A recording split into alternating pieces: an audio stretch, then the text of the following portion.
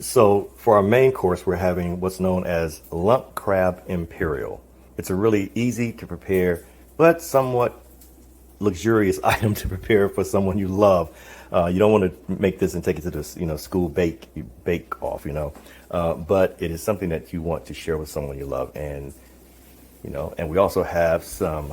Well, one of the things we're going to have tonight is, to their surprise, lamb and beef pieces of that you would normally have for gyro. The lamb is just high in protein, it's very delicious. Next come the breaded scallops. Yeah, this is going to be quite a fun and delicious meal. I think we can pull these out now. And we'll have a lobster bisque that we're having some lightly battered scallops. And I've already shared with you what the lamb and beef gyro meat looks like. That's under there. It's obviously going to be a nicer presentation than that, of course. And they're outside right now, with a fire and cooking hot dogs or something. Like s'mores. So, yeah. So what I've done is I've already pre-mixed all of my particular ingredients. I'll tell you what those are.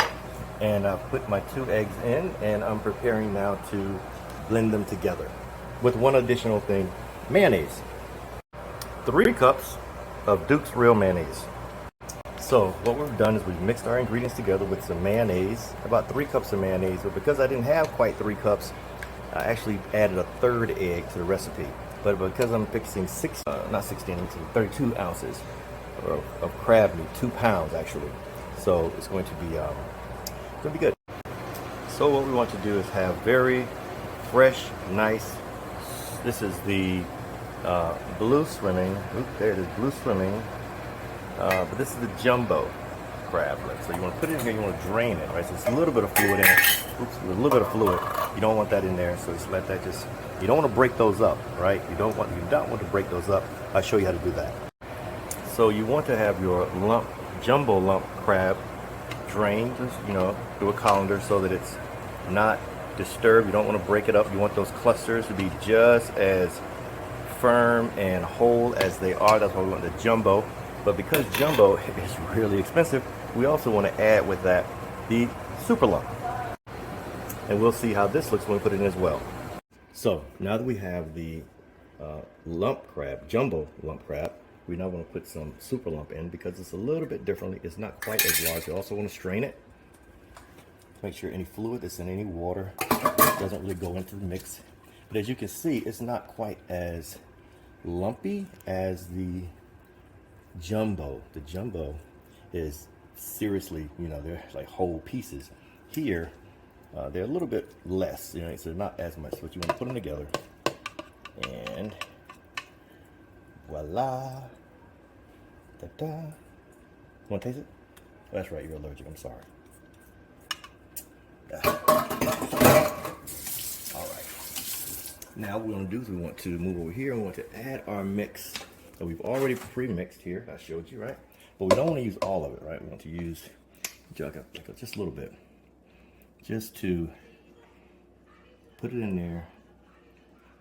Just about that. First you start off with just a little bit, like a 1/3 of it, maybe a half, because you cannot extract it after you put it in. So you want to use your hands to gently massage it from the sides, as such, making sure that that basting there gets all mixed together. And that has in it, let's see, we have very critical ingredients. One is celery salt. You have to have celery salt. Do not skimp. Do not go with celery powder. Go with a very good celery salt. Even if you have to run out to the store and pick up some, you may never use it again, but you won't be disappointed. You definitely need that. And this, I have 3 eggs instead of 2 because I ran short of mayonnaise, which called for about 3 cups of mayonnaise. So I substituted with another additional egg. Give it a little more binding. Additional pepper. No other salt. We will have some. I won't use paprika. I'll use Old Bay on the top. You'll see that. Leave this spilled out. That's spilled out. Get that back in there. So as you see, I'm not breaking up anything. I'm just rolling it into it. And as you can see, the super lump is more stringier, right? It's a little more stringier. All right. Oh yeah, that's right. Put some light on that thing. Yeah. Keeping those jumbo lump pieces together. You know you only get 2 of those jumbo lumps per crab, right? A crab only has 2 of those per crab. And maybe even 1. I'm gonna be wrong. Look at that. Okay, so that's what you want. All right. This is 2 pounds. Mix it all together there like that. Looks like it's pretty much all covered, right? Okay. I'm gonna lick my fingers so bad, but because we have raw egg, we're not gonna do that. Okay? So now that we have our pan prepared, our casserole dish, we have it casseroled with butter, just to, you know, give it a little bit of a base there. I was thinking about putting some Italian breadcrumbs on the base to give it a little bit of crunch, but I haven't really committed to it yet because I don't want to take away from the taste of the crab. So what we're gonna do, we're gonna take this, we're basically going to put it in, we're gonna let it just roll in there as such. I'm not gonna do a whole lot of breaking up. Just gonna let it just roll in, spread it out a little bit. Just like that. Be very gentle with it, because again, you want your lumps to remain, you know, intact. Ooh, look, almost missed that. Get it, get it, get it. Okay, come on. All right. Now, just put that. Just move around. We used a stone.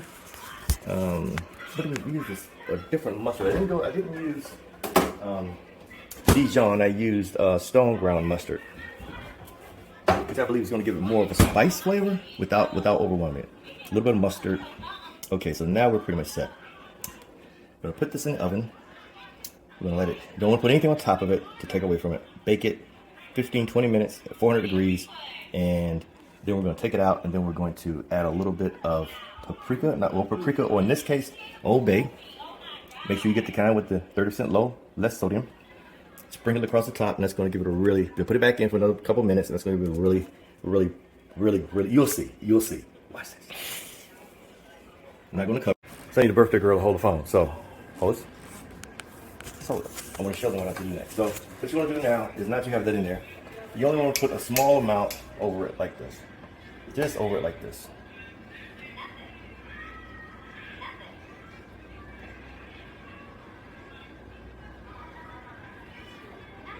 You're not trying to cover all of it, but you're trying to give it enough of a coating so that once it comes out of the oven,